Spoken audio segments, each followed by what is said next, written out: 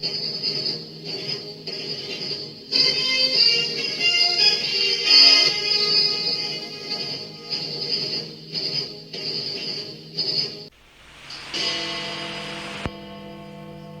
evening. In main headlines, China has declared war against the United States. In Australia, an earthquake has caused Tasmania to completely disappear. And this week, in Croydon, there's a sale at Allied Carpets. In Barcelona today, Spaniards celebrated the anniversary of the birth of their famous explorer and the inventor of chili sauce, Vasco da Gama. But their celebrations were short-lived when several black and white bears escaped from the zoo, terrorising the Barcelonians. The zoo manager, Claude Torso, said the scene was pandemonium. And in the Bay of Biscay, two tankers collided in mid-voyage. One tanker was carrying blue paint, the other tanker was carrying red paint. 50 sailors were marooned. And in news around the UK, a hearse was stolen by joyriders. Local policeman Leslie B. Avenue said hello 3 times and mentioned it was one of the most ironic car thefts he'd ever known. And a man from Burnley was shot by a starting pistol. Police fear it's probably race-related. And now, over to the sports desk with Jim Carner. Thanks, Perry. England's cricketers completed a comprehensive victory over Australia in the 6th test in Tasmania this morning. In front of a packed house of 160,000 screaming fans, Australia were bowled out for 102, with spinner Jack Leach taking 8 for 99, in Australia's follow-on to England's score of 742 for 2 declared. England won the game by an innings and 600 runs, going 6-0 up in this 5-match series. In rugby, the British Lions beat the New Zealand All Blacks 75-3 in Auckland. There were tries for May, Conway, Josh Adams, Itoje, Hill, Rhys-Zammit, Hogg, Gareth Edwards, McNichol, Owens and Emily Scarrett.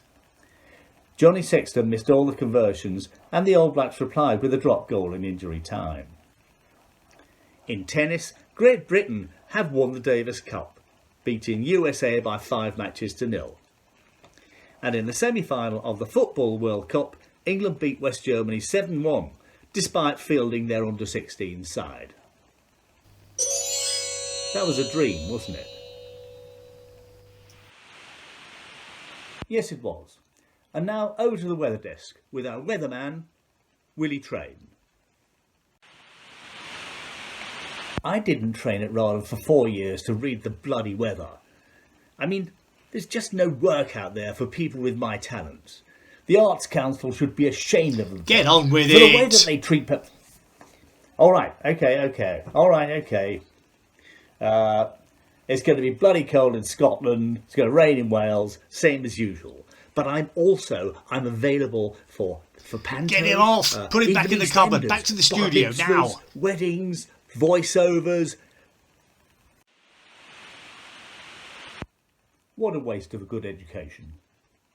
And in social news, pop legend and enthusiastic diner Barry White married 15-year-old Isla Crowell today in Los Angeles. She will now be known as Isla White. And congratulations go to Native American running tap and his Scottish wife Kelly MacDonald, as they have just given birth to their first child. They're going to call him Hawkeye the New. They celebrated late into the night, and running tap this morning said he had a hangover worse than Bernard Manning on a milking stool. And now we have a commercial break brought to us by our sponsor. Calling all small businesses. Well, I fall into that category. According to government records, do you know the biggest mistake that small businesses owners like yourselves make? I have no idea. It's simply not having enough insurance. Well, how do you mean? Well, put it this way. What would happen to your business if your premises caught fire? Or perhaps you had to spend a month in hospital because you got beaten up by a couple of heartless 18-stone thugs. I see your point. That would be bad for business. Exactly. Or if someone shot you in the kneecaps, or kidnapped your wife Angela, or your two daughters, 8-year-old Amy and 5-year-old Amelia. That makes a lot of sense. But how can you help? We are a family business, originally from an island near Italy, and we can insure you against these risks. Well, that's a relief. Where do I sign? We like to keep it informal. Two of our representatives, Luigi and Bluto, will visit your premises at 341 High Street every week, collect your premium and do some light damage to your shop. Once a month, you will be mildly roughed up to give you that feeling of safety and security. And this month only, we will send you a delightful hand-crocheted set of knuckle dusters as a special thank you from us. That's great. And it makes good business sense. Before we go to the travel report, I have an important message just in for motorists travelling south on the M1 to Chester. The M1 doesn't go to Chester.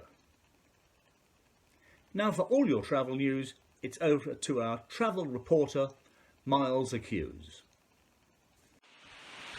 Thank you, Perry, and I'm happy to say that there are no problems here and traffic is very light. Having said that, it is 2 o'clock in the morning and I'm in the Highlands of Scotland. Drive safely. Thank you, Miles.